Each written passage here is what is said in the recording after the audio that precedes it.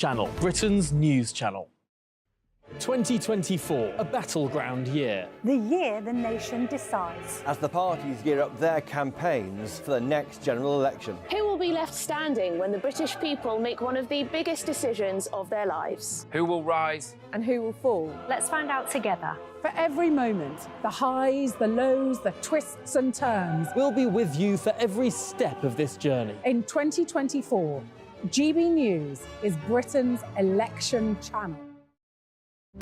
GB News is the home of free speech. We were created to champion it, and we deliver it day in, day out. Free speech allows us all to explore and debate openly the issues most important to us, our families, and of course, the British people. Having challenging conversations to enlighten each other. Which is why we hear all sides of the argument. We are the People's Channel. We will always stand by the freedom to express yourself. On TV, radio and online. This is GB News, Britain's news channel. Big news, big debates, big opinion. Patrick Christie's Tonight is the week's biggest show. Every weekday, 9 to 11 p.m, we've got the inside track on the day's top stories. There'll be sharp takes you won't get anywhere else. We will set the news agenda, not just follow it, and I want to bring you along for the ride. Whatever it is, we'll have our finger on the pulse. It's news, but it's this close to entertainment. Patrick Christie's Tonight, 9 to 11 p.m, only on GB News, the People's Channel, Britain's news channel.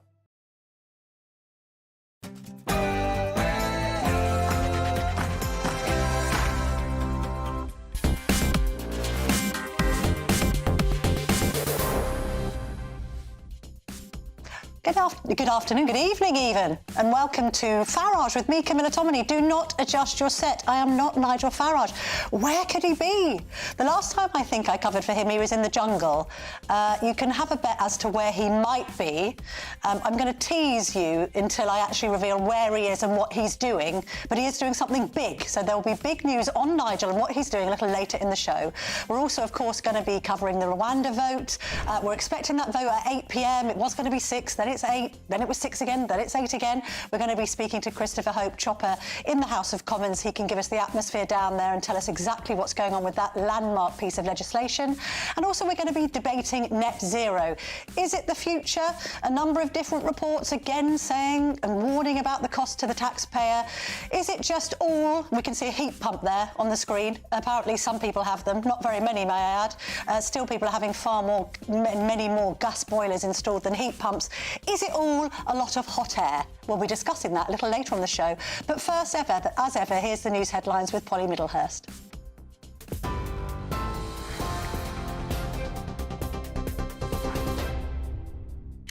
Camilla, thank you, and good evening to you. Well, MPs are due to vote this evening on 10 separate changes to the Rwanda bill, suggested by peers in the House of Lords. And this, as Downing Street says, the initial cohort of people who should be going to Rwanda is being contacted, with the Prime Minister still determined to see the first plane leaving later this spring.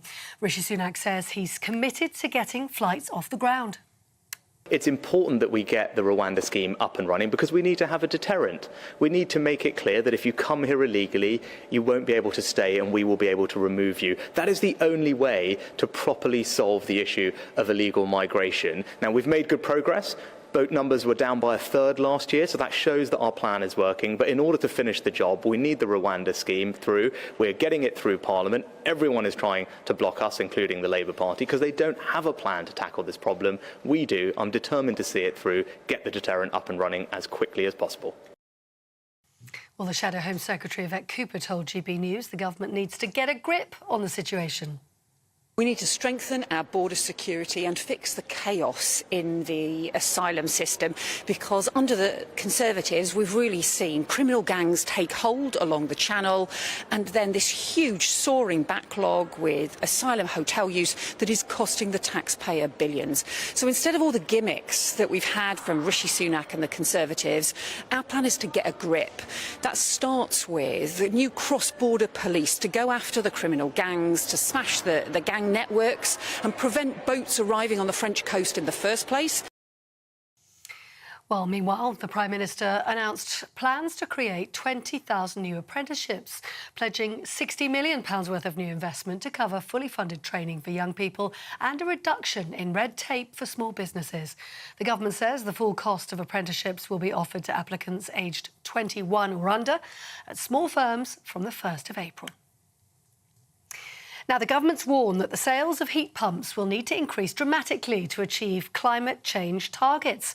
The government wants to install 600,000 low-carbon heat pumps every year by 2028. But the National Audit Office says ministers were too optimistic to think that target could be reached.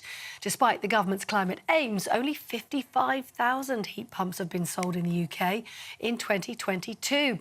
The independent public spending watchdog said efforts to encourage people to install heat pumps have been slow because costs have remained high and public awareness, they say, is low. That's the news. For the latest stories, do sign up to GB News Alerts, scan the QR code on your screen or go to gbnews.com/alerts.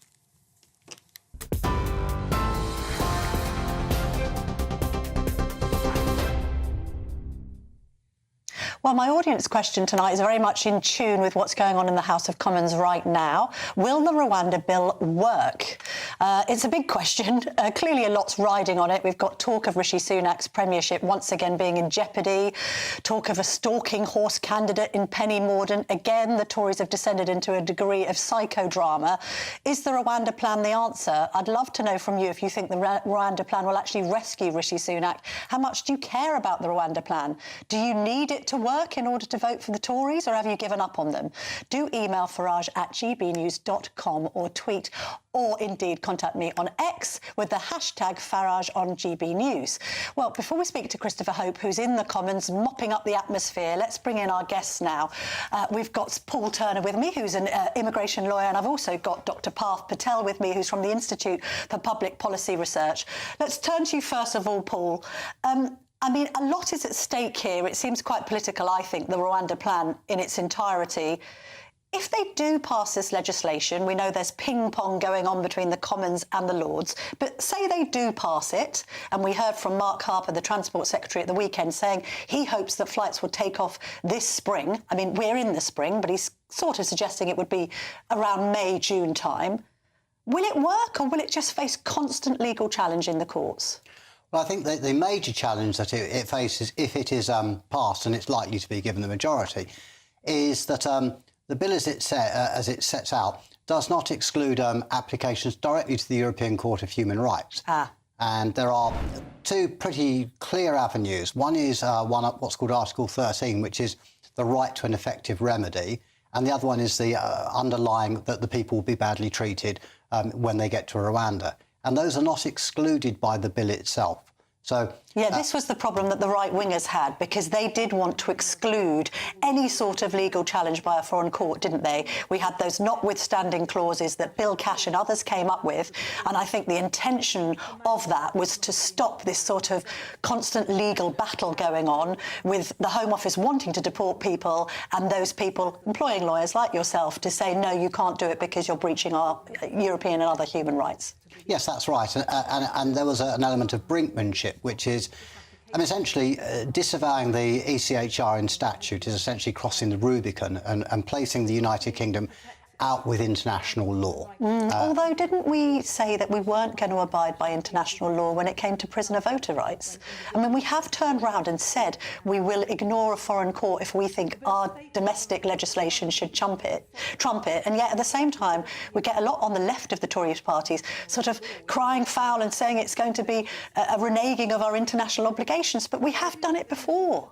I think this is the level of this potential disavowing of what is in fact international law is going to put the United Kingdom in breach of quite a lot of conventions and international treaties.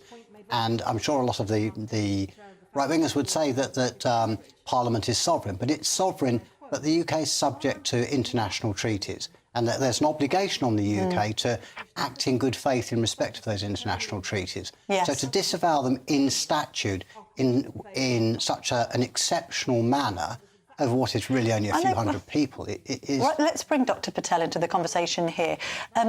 I mean, I think from the point of view of the GB audience, if this is domestic legislation that gets passed through both houses, albeit it looks as if these amendments that have been tabled by the House of Lords will probably just be rejected by the Commons. So you could argue that the legislation is a compromise. The government hasn't kowtowed to all of the right-wingers in the party. Actually, the left-wingers have got, in a way, what they wanted, which is a bit more of a measured piece of legislation than some might have demanded. So this domestic legislation should stand, shouldn't it? It shouldn't be kiboshed by foreign courts. That's not really what domestic legislation's all about if it's been passed through a House of Commons by MPs who are democratically elected by the British public. So there's a couple of things there. The first is sort of the legitimacy of passing this legislation, and the second is the left and right winger thing. I'm going to stick to the first for now. It's important to say it's not a foreign court. It's a court we are part of. Sure. And I suppose when I'm saying foreign, I'm saying external to our domestic situation. External and not voted for in any way by the British public. And so therefore, it's worth asking, why does it exist? Yes. Right? And in any democracy, people with power will abuse it. The purpose of our constitutional democracy to separate where power lies is exactly that. It's to stop the government abusing power, it's to stop Parliament abusing power, and to stop the courts abusing power. But isn't this trying to stop smuggling gangs from abusing the law? The legislation is targeted as a deterrent to try and stop people on small boats coming to the United Kingdom. It's not criminalising smuggling gangs. That would be a different form of legislation, and it's worth thinking about why that business is booming. That's partly a result of British government's policy regardless, right? The question here about the courts is slightly different to the logic of the entire No, but then you policy. could say that the reason why we can't legislate to stop necessarily foreign smuggling gangs is because we can't have jurisdiction over lots of different countries. As far as people can tell, these smuggling gangs are a huge criminal conglomerate of lots of people from lots of different countries across Europe. So obviously that takes a kind of multinational approach. But what we're trying to do here is enforce domestic legislation that's representative of what the public wants. If you poll the public wants illegal migration to stop and for the small boats to stop, doesn't it? Yeah, that's not quite the same as saying the Rwanda policy is popular with the public. It is categorically not popular. That's true. And that's for various reasons. It's not just a legal problem, it's also just an emphatic, terrible value for money. OK, well, the value for money thing is a really good point, because we now learn that it's going to cost $230,000 per asylum seeker to send them to Rwanda, potentially, if you factor in all of the costs. I think it's a really good point, and we'll come back to that in just a moment, about, people want illegal migration to stop, but do they want the Rwanda plan per se? That seems to be a moot point. Let's bring Chopper into the conversation now. Christopher Hope, the political editor, is in the House of Parliament for us. Chopper, what's going on there? I mean, the timing of this keeps on flip-flopping.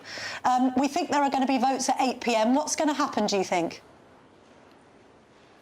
That's right, and hi Camilla, that's right. There's going to be 10 votes, 10 divisions of the House of Commons to overturn 10 different attempts by the House of Lords to weaken, if you're the government, or to improve, if you're the Lords, this Rwanda bill. And that they should all go through. We'll see Robert Buckland being one of the very, very few Tory MPs to vote against the government. It's on areas such as voting whether Rwanda needs to be called a safe country before the first flights can take off. It's other issues around whether people coming here from allied countries can be sent to Rwanda or their own country they've come from. There's 10 different areas, all quite technical, but it's quite important for the government. They seem to be strong and getting them reversed. We heard today from Number 10 how they are now looking at what they call a cohort of illegally arrived asylum seekers. They will get letters contacted and told they'll be on the first flights. Those first flights, though, are subject to challenges in the courts. Every one of those cases, I imagine, will find a lawyer. There will then be a battle through the courts, despite what Parliament has passed this week. We are expecting the Commons to win today, and it goes back to the Lords on Wednesday. So at the beginning of a process which could be the end of this nearly two-year wait for the Rwanda plan to become law. Chris, how much is riding on this for Rishi Sunak? Obviously, today we've read all of the reports about Penny Mordaunt. His leadership is once again being called into question. We've had yet more catastrophic polling in the weekend papers suggesting that the Tories are heading for some kind of electoral oblivion. Clearly, this is one of his pledges in his 5-point plan, so it's important. But is this really going to be what changes the dial, what moves the dial for people to go back to the Tories, do you think? Well, Camilla, it might do. I think that'll only happen when these flights finally take off. We've heard from Labour today how they would drop the Rwanda plan even if it's working. So whether that's enough to make it happen, work, we're not sure. I think there's a lot to be decided for Rishi Sunak. I think he is in some danger tonight. I didn't think I'd be saying this, but it looks like the Tories could be looking at a third attempt at regicide in a little under 4.5 years. I've been told by a very senior Tory tonight that there could be a move against Mr Sunak as soon as this week. That could happen in two different ways. Whether Sir Graham Brady leaves a group of senior Tories to go and see Mr Sunak and tell him that you've got to change course or do something dramatic or it's all over. That others are saying that the number of 53, this number of no confidence letters, could be tripped over by mistake. As many as 40 have gone in already to Sir Graham Brady. I've been told by two senior sources. Another 6 went in over the weekend in the wake of Lee Anderson defecting, of course, and then the row over the comments by the donor about Diane Abbott. He is in some danger tonight. The odds of Penny Mordaunt becoming leader have been slashed by major bookmakers. People look at her and think, well, is she the answer? But for many on the right, she's a blank canvas, a bit like Theresa May.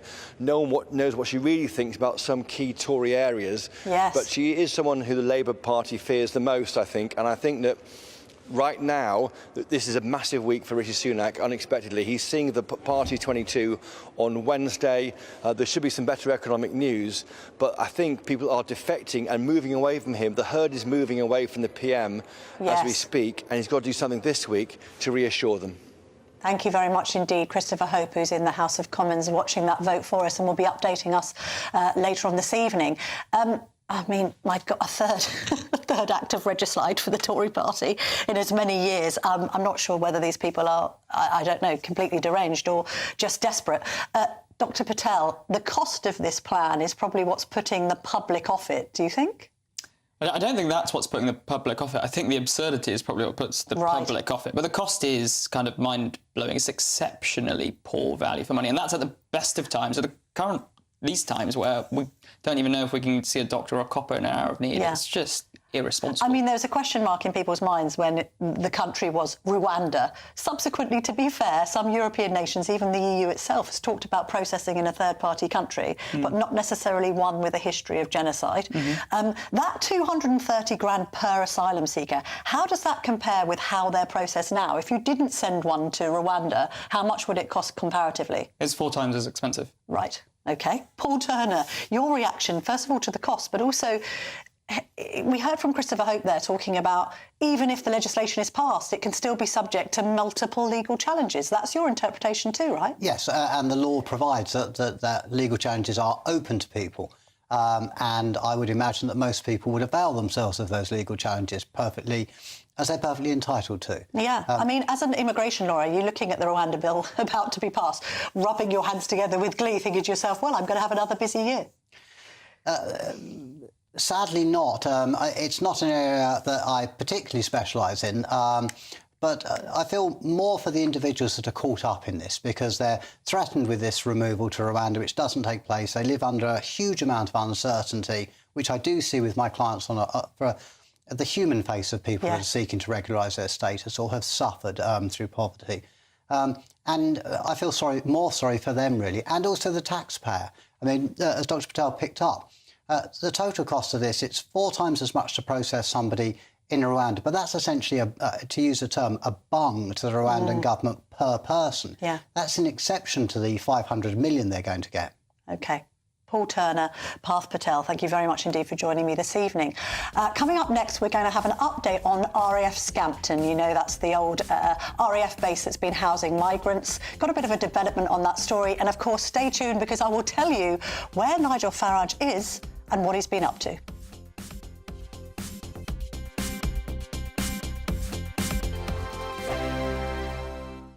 Headliners. Tomorrow's papers tonight. Every night from 11 p.m.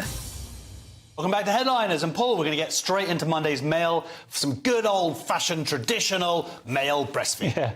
Yeah. To answer the question, what is the latest woke hell, Josh?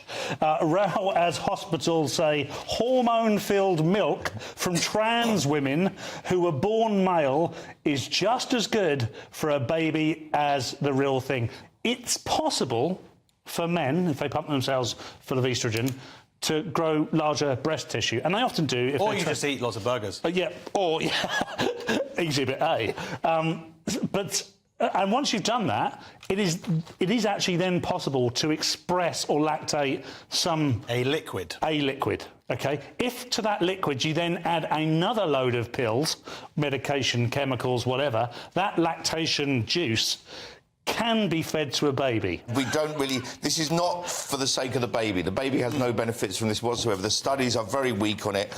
It's a bit worrying because, you know, when hospitals started indulging in homeopathy and having, the NHS had homeopathic hospitals, that was worrying because they're supposed to be a trusted authority.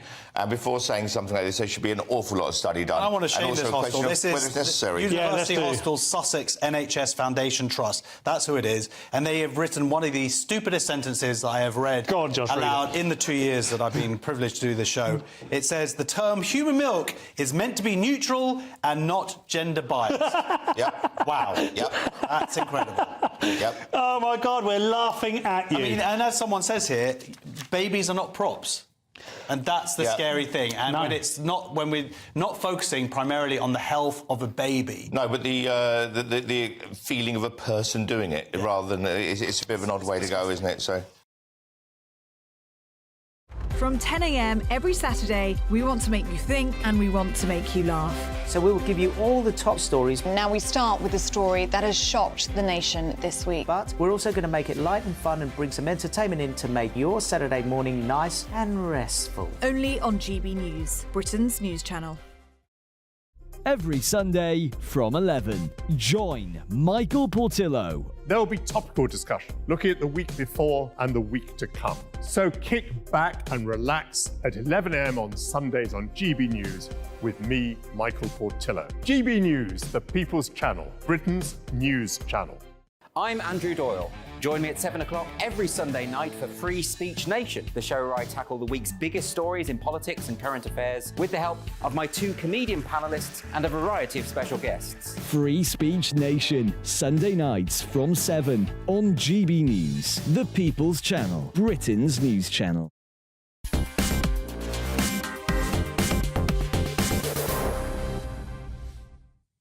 Welcome back to Farage with me, Camilla Tominey. Don't worry, I will tell you where the Nigel is and what he's doing a little later in the show. So stay tuned, please, because it's a big announcement that you won't want to miss.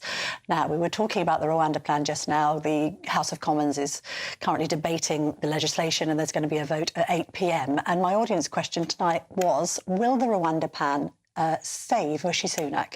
Will that bill being passed in Parliament save the Prime Minister after we just heard from Chopper there suggesting, I think, that more letters of no confidence have gone in to Sir Graham Brady, the chairman of the 1922 committee, and another Prime Minister, another Tory Prime Minister's future is looking in jeopardy.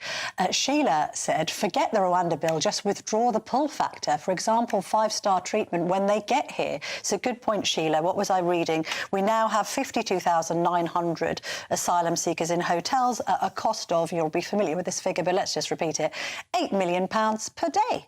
Henry said, Rwanda is not a plan, it's a catastrophe and British taxpayers are paying for it.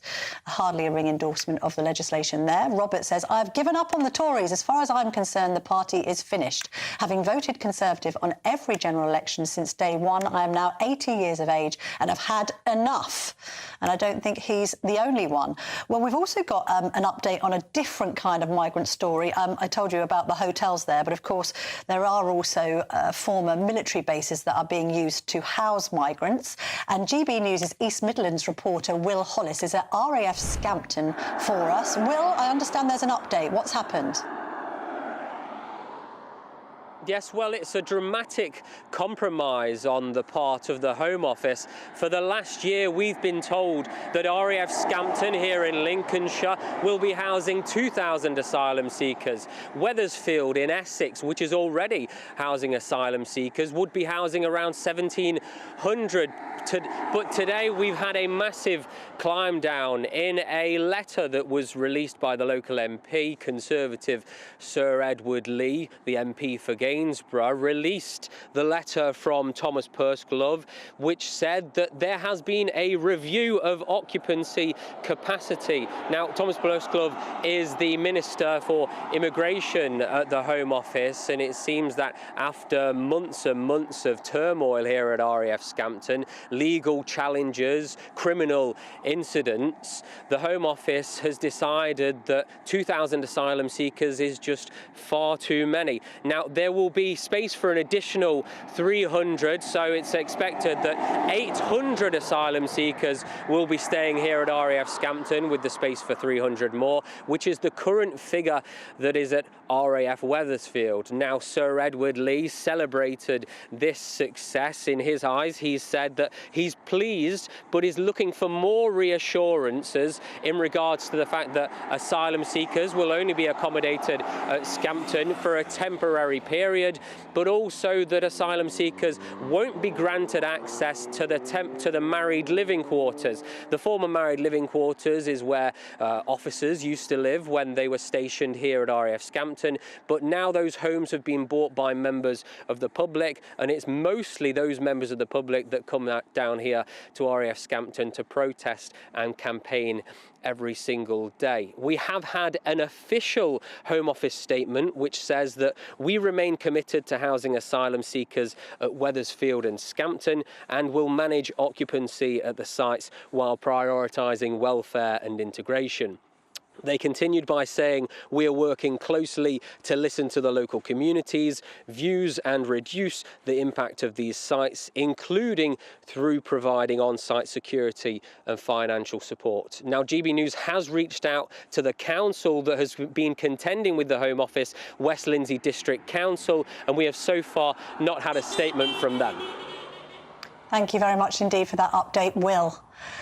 Now let's move on to other matters, foreign affairs, and Vladimir Putin, of course, has won a fifth term as Russian president by a landslide, won 88% of the vote in what I think we can all agree wasn't a free and fair election. The opposition leaders that he had all polled on about 2.5%. None of them questioned his behaviour in regards to Ukraine, or indeed earlier than that, Crimea. He did address the death of Alexei Navalny, but basically said it was one of those things that happens to people in prison. Let's bring Michael Bozayscu now into the conversation. He's a global affairs analyst. Michael, if I may call you that, we heard from Grant Shapps in The Telegraph today describing Putin as a modern-day Stalin, making the point that he, I think, next year will be in office for a quarter of a century, so almost as long as Stalin already. Do you agree with that analysis? Sure, absolutely. And he will be in power longer than even Catherine the Great. What an achievement. But of course, these, I call them voter exercises, you can't even call them elections, are ones that don't even meet the low barrier of the Russian constitution itself. The failure to allow opposition candidates to run, the suppression of media, that sort of thing. Even in occupied areas of Ukraine, armed thugs went around, escorted people either to the ballot box or visited them at their home, and watched as they were voting. This was an election in many areas of the country by the barrel of the gun. And also it needs to be said that in wartime conditions or an occupied area, it is against international law to force people to vote or encourage them to vote. So it's something Mr. Putin is very proud of course. And by the way, you mentioned, Camila, Mr. Navalny, and I noted in that press conference, it was the first time any of us can recall that he actually said his name out loud. So that was interesting, too.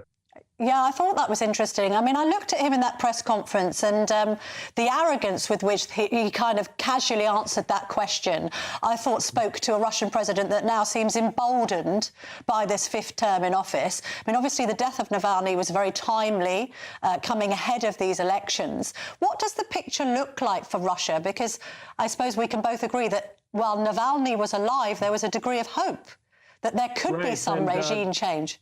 And now that hope has been lost. Sure, and let's not forget the public execution of Mr. Prigozhin as well, the head of the Wagner Group. So I think for the average Russian, it's the period after a voting exercise like this that most people are concerned about, because that's usually when harsher policies are announced. For example, harsher economic policies. You'll recall a few years ago, they lowered the age for retirement.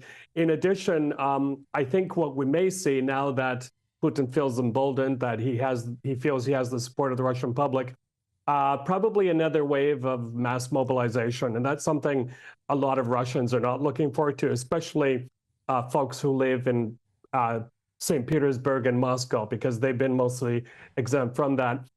I'm usually based in Ukraine, and I am a little bit more anxious because I think this will also be a pivot point for Mr. Putin to, believe it or not, take even harsher actions against Ukraine. They've already been doing so with more high-tech missiles, more destructive means on civilian areas, also jamming of GPS signals, you name it. The whole range of hybrid warfare has been employed by them. Yet at the same time, it has been encouraging to see some of these sort of silent protests on the streets of Russia. We've had ballot boxes and ballot papers ruined. We've had these sort of silent flash mobs. Obviously, people have to be very careful there that they're not protesting too overtly. Do we take some comfort from the fact that there is this very quiet, very subtle, and by the way, very brave uprising in Russia against Putin? Oh, absolutely, because it's very dangerous to do so. In fact, a young chap was arrested the other day for having as his Wi-Fi name, Slava Ukraini, glory to Ukraine. I mean, that's how intense things are there right now. But if you look at the polling in the run-up to this election, you will find that there's quite a big gap between what people actually want and what they expect Mr. Putin to deliver. So, for example, a lot of polling says that Russians would like to have warmer relations with the West, but there's no way that will come from Mr. Putin. I have to say that Mr. Putin, I mean, you have to give him credit for one thing, is he has convinced a lot of people, he has driven fear into the average Russian that it's the West or the rest of the world against Russia and that we have to stand up to them. So in this very, very controlled media environment, he's able to get away with statements like that. So that gives him a lot of room to string the Russian people along. Final question, Michael. I mean, obviously his term in office could end if he passes away, and there have been questions in the past about his health. But the other option, of course, is he is deposed somehow. Can you see that happening? Is that likely to happen? Well, you know, he's gotten rid of a lot of enemies, you have to admit, including, you know, Mr. Prigozhin, as I mentioned, of the Wagner Group. And, you know, there's still a lot of men out there with very sophisticated weaponry that are loyal to the Wagner Group. So he has to be careful about that. The other thing is, you know, typically in the Kremlin, Mr. Putin has been very good at playing people against each other. But I think you can reach a point where people are fed up, or perhaps because of something like the Ukraine war, some of the oligarchs who have been promised protection, who have been promised very, very fat bank accounts, are no longer getting those uninterrupted chains of revenue. So that could prompt some action against Mr. Putin. Let's see. I think it would make a very, very big difference, at least in terms of the war in Ukraine. Probably someone more sensible coming in and saying, enough is enough, too many deaths, too much damage to the Russian economy. Yes. Let's end this thing once and for all. OK. Michael Bezeiscu, thank you very much indeed for joining me this evening. My pleasure. Thank you. Well, as promised, he's not in here, I promise. He's not down there. No, he's not. Where is Nigel Farage? Where could he be? Where could he possibly be? Who could he possibly have been talking to? Don't go anywhere, because after this short break, I'm going to be revealing all. Hello and welcome to the latest GB News forecast from the Met Office. Rain spreads east during the next 24 hours. Breezy along with that rain, but it does turn drier and brighter later on Tuesday. Weather fronts responsible attached to this area of low pressure anchored off the west of Scotland overnight, and those weather fronts will bring outbreaks of persistent rain to the north and the west initially before transferring east. The rain does turn more showery. It tends to fragment through the night, but still some of those showers will be quite heavy, particularly in the north and the west. Not much rain reaching the southeast at all. In fact, some clear spells remain here, but with the cloud and the increased breeze, gales for the far northwest, well, it is going to be a mild start to Tuesday, albeit a cloudy and a showery run. Quite a lot of showers, I think, around during Tuesday morning, breaking up into the afternoon to hit and miss downpours, most likely northern and central England seeing those downpours with some brightness either way, and actually feeling warm in any sunny spells, 17 or 18 Celsius, but more rain is on the way, spreading up from the southwest on Tuesday night and into Wednesday, reaching the Grampians and persisting through much of the day across eastern and northern England, Wales and the Midlands, before eventually turning back to showers. Further outbreaks of rain to come on Thursday, particularly towards the northwest, where it will be windy and cool, and then showers to come on Friday. I'm Christopher Hope. And I'm Gloria Di Piero, bringing you PMQ's live here on GB News. Whenever Parliament is in session on a Wednesday at midday, we'll bring you live coverage of Prime Minister's questions. We'll be asking our viewers and listeners to submit the questions that they would like to put to the Prime Minister, and we'll put that to our panel of top politicians in our Westminster studio. That's PMQ's live here on GB News, Britain's election channel. Big news, big debates, big opinion. Patrick Christie's Tonight is the week's biggest show. Every weekday, 9 to 11 p.m, we've got the inside track on the day's top stories. There'll be sharp takes you won't get anywhere else. We will set the news agenda, not just follow it, and I want to bring you along for the ride. Whatever it is, we'll have our finger on the pulse. It's news, but it's this close to entertainment. Patrick Christie's Tonight, 9 to 11 p.m, only on GB News, the People's Channel, Britain's news channel. Join me, Camilla Tominey, every Sunday at 9:30 when I'll be interviewing the key players in British politics and taking them to task. This report basically says that he's not fit to stand trial. With an upcoming election looming over Westminster, now is the time for clear, honest answers. I agree. And that's precisely what I'll get. Is he indecisive? Incompetent? That's the Camilla Tominey Show at 9:30 every Sunday on GB News, the People's Channel, Britain's election channel.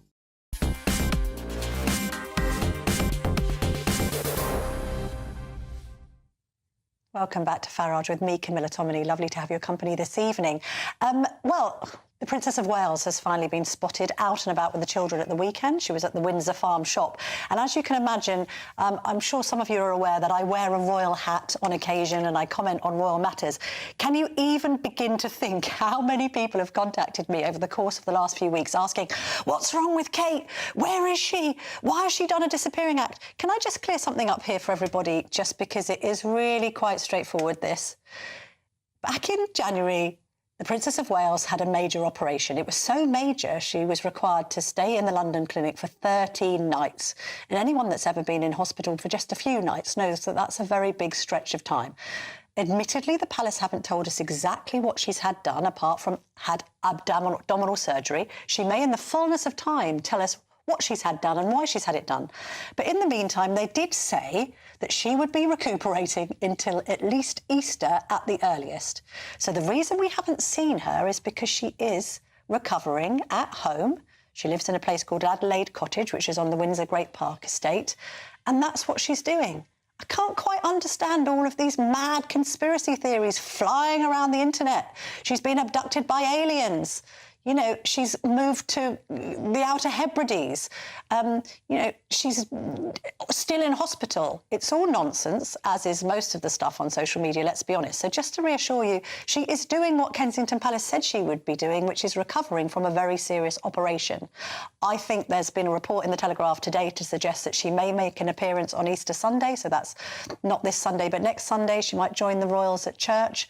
Let's just hope she's okay. That's my personal view on it. You know, she's a young woman. She's a mum of 3. She's had a major op. Let's just let her recover in peace, is my take on it, for what it's worth. We're also going to do a What the Farage, which I like to call Can You Believe It when I do this show. I appreciate What the Farage or WTF probably works a bit better, but can you believe it? Well, let's talk about Donald Trump, because according to the news headlines, Donald Trump has dropped an absolute clanger. He said that there will be a bloodbath if he loses the election. He says in the Ohio campaign rally, he said there will be a bloodbath if he loses again. We've got The Guardian here saying he predicts a bloodbath if he loses. And indeed, we have NBC and other left-leaning channels talking about him, talking about a bloodbath. Clearly, the implication is that Donald Trump is trying to evoke the spirit of the January the 6th riots. He's back to his old tricks again, talking about a bloodbath. It's completely inappropriate, but of course, words do matter. Let's see what he was actually referring to when he made this comment. Let's see the clip. If you're listening, President Xi, and you and I are friends, but he understands the way I deal, those big monster car manufacturing plants that you're building in Mexico right now, and you think you're going to get that, you're going to not hire Americans, and you're going to sell the cars to us. Now, we're going to put a 100% tariff on every single car that comes across the line, and you're not going to be able to sell those cars. If I get elected, now, if I don't get elected, it's going to be a bloodbath for the whole, that's going to be the least of it. It's going to be a bloodbath for the country. That'll be the least of it. But they're not going to sell those cars. They're building massive factories. Point of fact, he's talking about it being a bloodbath for the economy. He's not talking about a bloodbath in general. So, I mean, like or loathe Trump, and many people like him and many people loathe him, let's at least quote him accurately if we're going to be covering this election campaign. I mean, we've only got goodness knows how many more months of this, which leads me nicely into our next segment, because I'm delighted to be joined now by the mystery man of the hour, Nigel Farage. Now, Nigel, I've been drafted in to replace you in your absence. You must tell us all, please, where on earth are you and what on earth are you doing?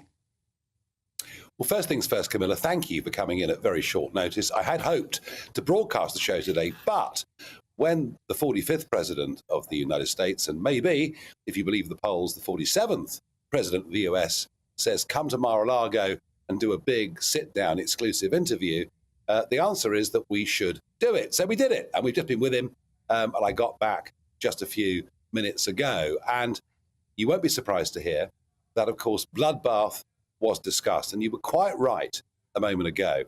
The context was clear. It was all about the American car industry. It was all about the American economy. And yet the media, and by the way, not just the American media, quite large segments of the UK media have completely and utterly dishonestly misinterpreted those comments and their context. I also talked to him about Prince Harry and Meghan. Of course, you know, Harry being one of our latest exports to the USA. I have a feeling that if he becomes president, there'll be a re-examination of what Harry said on his visa forms.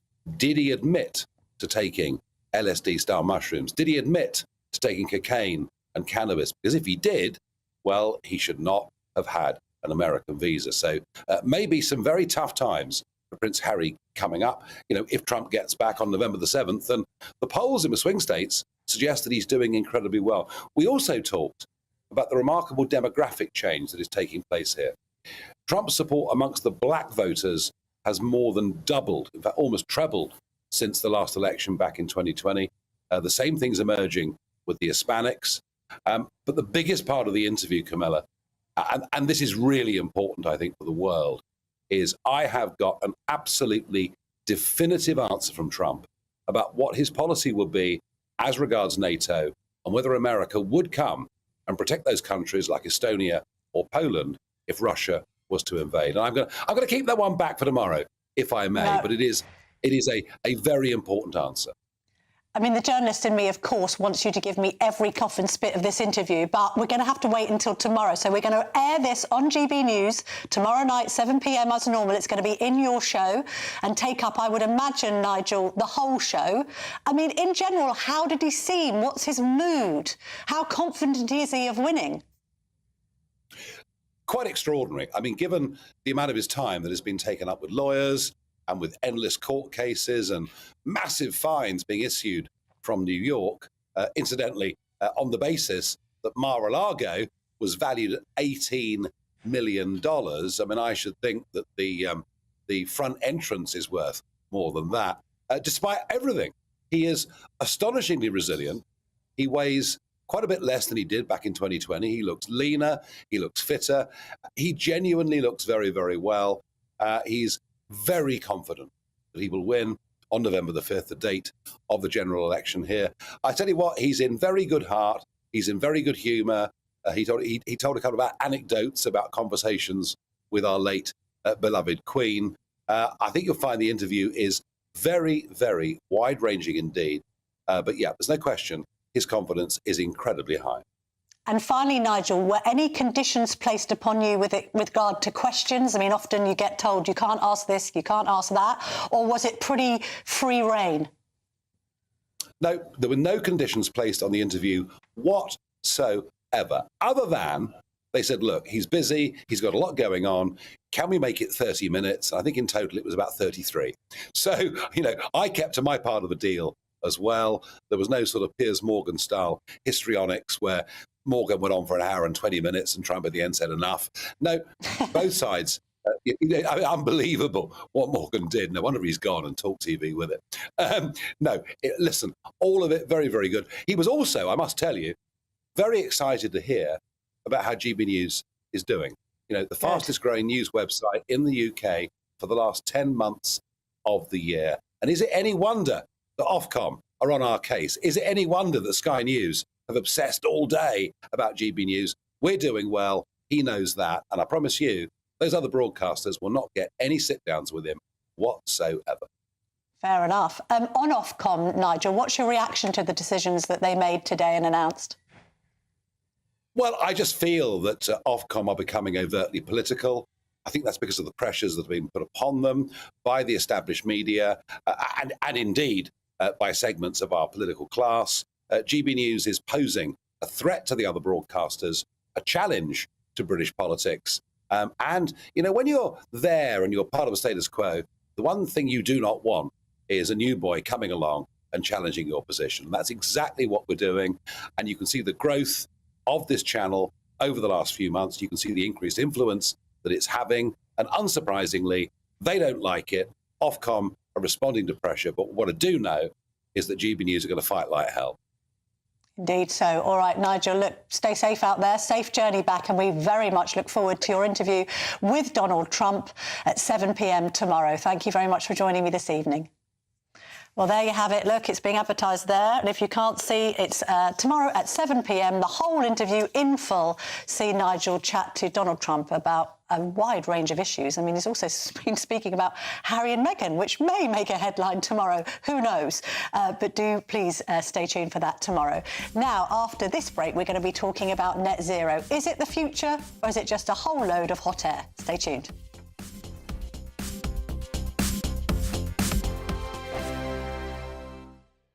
Nana Queer, weekends from 3 p.m. So after his mad dash to see his father last week, Prince Harry predictably went on TV to talk about it. He gave his first interview to Good Morning America, whilst apparently being filmed by a cruise that were doing a documentary on the Invictus Games. He didn't disclose his father's diagnosis, but frankly, even the fact that he was on TV talking about it was concerning. No wonder they're keeping him at arm's length. This is what he said. How did you get the news that the king was ill? I spoke to him. And what did you do next? I jumped on a plane and went to go and see him as soon as I could. How was that visit for you emotionally? Look, I love my family. The fact that I was able to get on a plane and go and see him and spend any time with him, I'm grateful for that. An illness in the family can have a galvanizing or sort of reunifying effect for a family. Absolutely. Is that possible in this case? Yeah, I'm sure. Throughout all these families, I see it on a day-to-day basis. The strength of the family unit coming together. He also said that he loves his family, but then he said that he had his own family in America. So which family does he love? The late Queen's last few years of life were marred with accusations of racism, which Harry later backtracked on, claiming that they hadn't actually used the word, so inadvertently admitting to gaslighting us all. But the Sussex's stock is falling in the States, and the only thing that makes them interesting is their proximity to the royal family. And now the king is ill, Harry has even offered to muck in and take on official duties to help his father. Look, I want to see reconciliation and love and joy, but I'm afraid Meghan has yet to even speak to her father as far as we know, and Harry didn't apparently even reach out to his brother. Whilst his dad might fall for it, I doubt William will be as soft. Good luck with that, Harry. I'm Michelle Dewberry, and I'm not here to tell you what to think. I'd much rather hear what you have to say. So, send in your opinions to gbviews@gbnews.com. Keep them clean, and you never know, I might read them out. With my panel here on Jubes & Co, we debate, we get stuck into the issues of the day on a show where all views are welcome, especially yours. GB News, the People's Channel, Britain's news channel. 2024, a battleground year. The year the nation decides. As the parties gear up their campaigns for the next general election. Who will be left standing when the British people make one of the biggest decisions of their lives? Who will rise? And who will fall? Let's find out together. For every moment, the highs, the lows, the twists and turns. We'll be with you for every step of this journey. In 2024, GB News is Britain's election channel.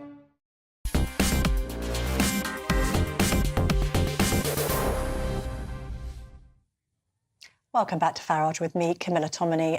Just to let you know that there is this vote on the Rwanda bill at 8 o'clock. Christopher Hope's coming into the studio to take over Jacob Rees-Mogg's show because, of course, he has to vote.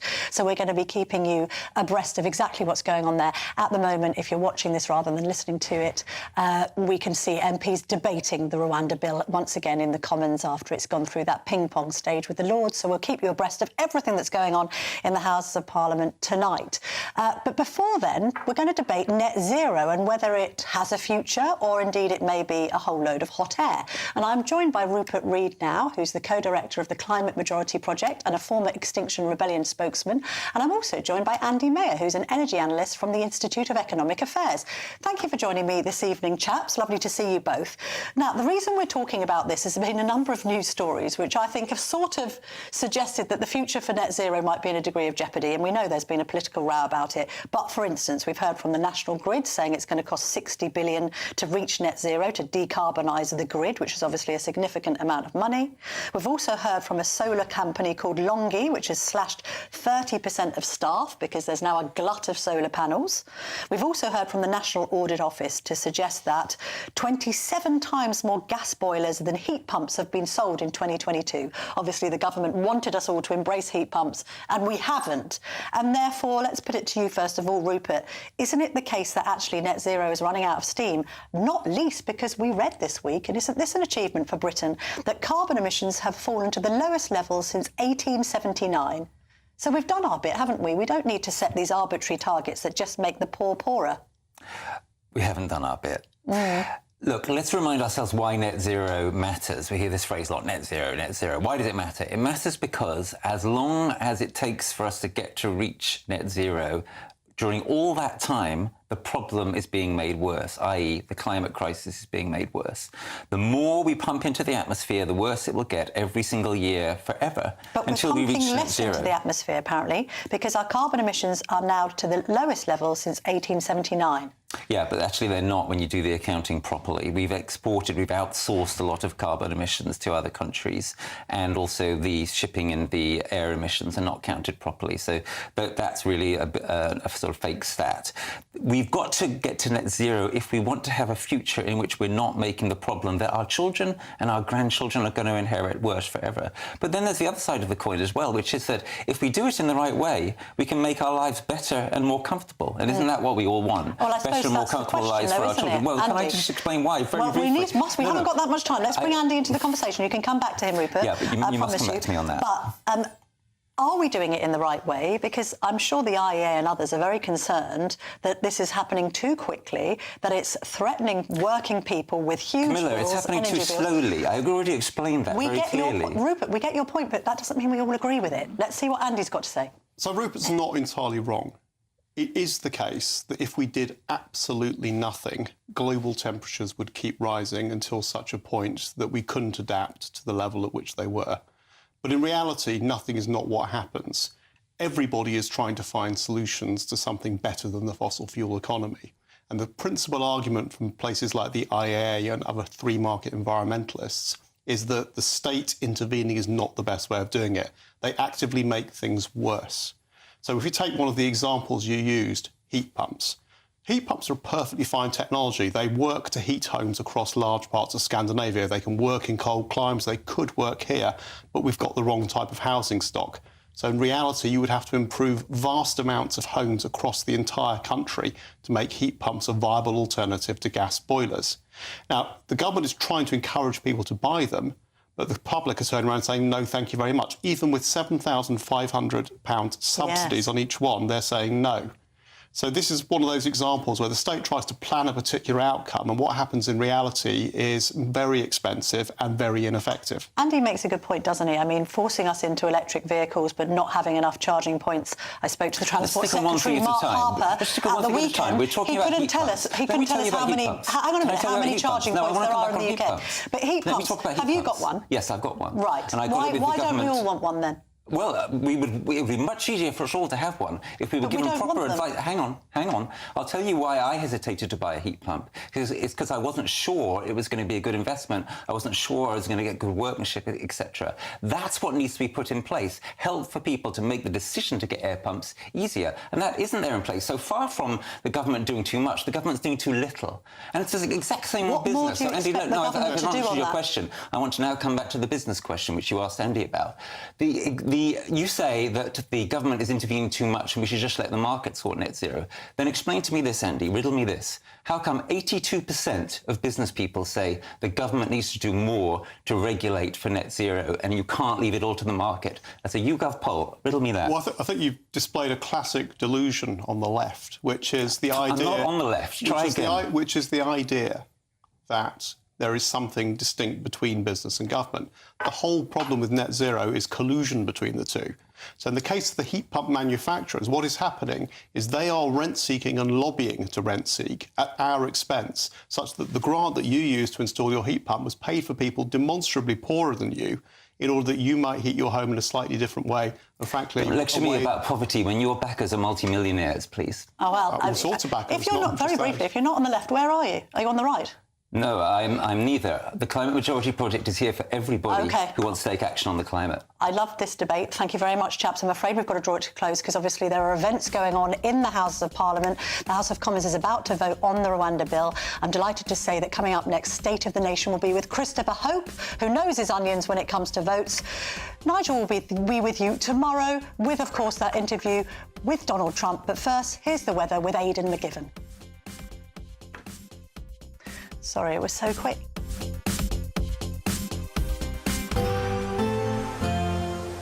Looks like things are heating up. Boxed boilers, sponsors of weather on GB News. Hello and welcome to the latest GB News forecast from the Met Office. Rain spreads east during the next 24 hours, breezy along with that rain, but it does turn drier and brighter later on Tuesday. Weather fronts responsible attached to this area of low pressure anchored off the west of Scotland overnight, and those weather fronts will bring outbreaks of persistent rain to the north and the west initially before transferring east. The rain does turn more showery. It tends to fragment through the night, but still some of those showers will be quite heavy, particularly in the north and the west. Not much rain reaching the southeast at all. In fact, some clear spells remain here, but with the cloud and the increased breeze, gales for the far northwest. Well, it is going to be a mild start to Tuesday, albeit a cloudy and a showery run. Quite a lot of showers, I think, around during Tuesday morning.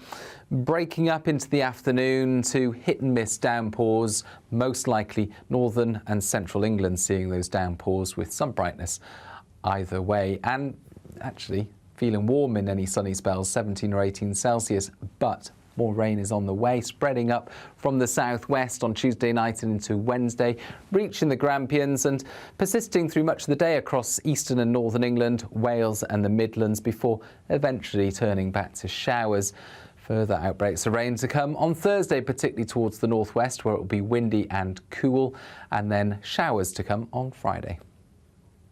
A brighter outlook with Box Solar, sponsors of weather on GB News.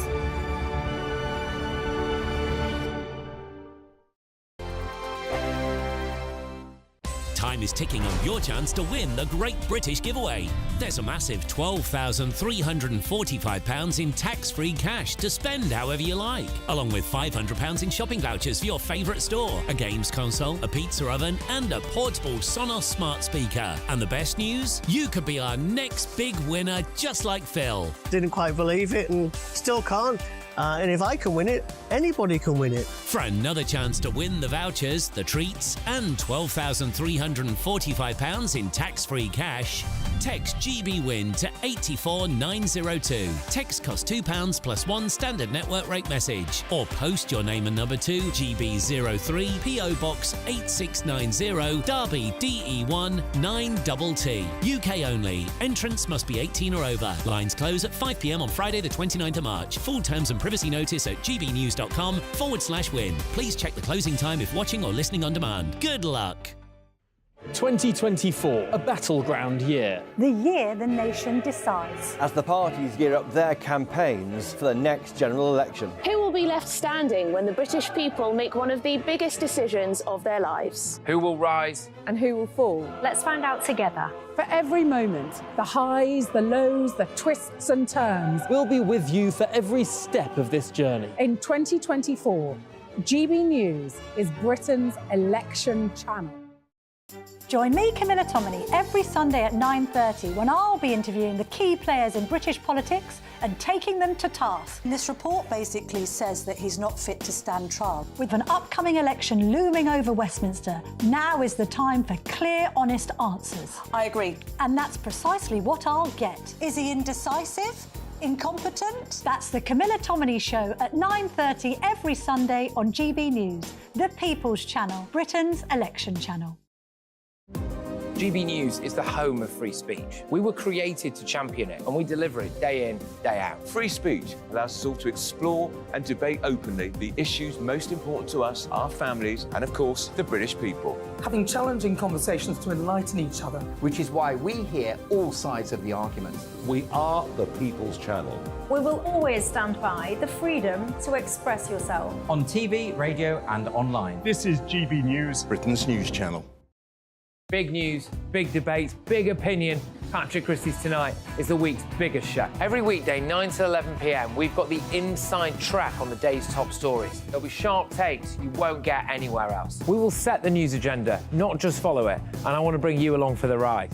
Whatever it is, we'll have our finger on the pulse. It's news, but it's this close to entertainment. Patrick Christie's Tonight, 9 to 11 p.m, only on GB News, the People's Channel, Britain's news channel.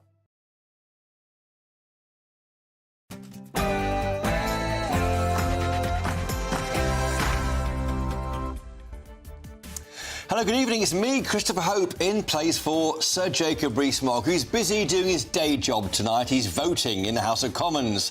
On State of the Nation tonight, the House of Commons has been voting on the Safety of Rwanda bill. Hence Jacob's absence after it suffered multiple defeats in the House of Lords. But will the Prime Minister, Rishi Sunak, be able to turn the tide and get the planes off the ground before the next general election? The failure to do so could push Rishi to breaking point, as he faces a plot from the right of his party, who are reportedly keen to replace him with the leader of the House of Commons, Penny Mordaunt. Could it be that the country severely underestimated the impact of a Lord President of the Council carrying that famous sword of state for the King's coronation? Now, it's not just turmoil for the Tories, as the Labour Party faces fresh criticism over plans to charge VAT on private school fees, after new reporters claimed it could cost us, the taxpayers, an extra £1.6 billion a year. Plus, speculation surrounding the Princess of Wales continues for another day, as yet another edited photograph comes to light. State of the Nation starts right now.